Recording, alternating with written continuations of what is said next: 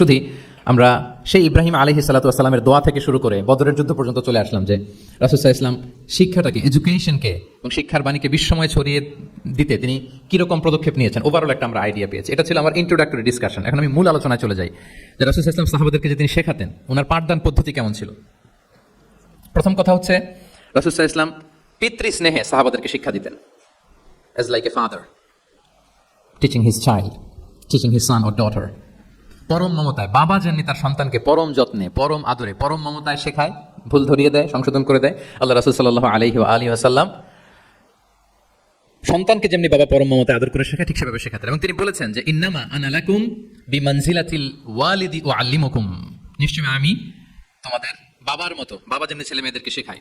এবং এই হাদিসে এসেছে যে রাসূল সাল্লাল্লাহু আলাইহি ওয়াসাল্লাম তাদেরকে শিখিয়েছেন সাহাবাদেরকে যে ওয়াশরুমে গেলে কিভাবে ক্লিন হইতে হবে। টু দ্য ডাইরেকশন অফ কেবলা বসা যাবে না, কেবলাকে পেছনে রেখে বসা যাবে না, এমনকি ঢিলাগুলোকে ইউজ করতে হলে ডান হাতে ইউজ করা যাবে না, বা হাতে। তারপর এটা বেজোর হইতে হবে।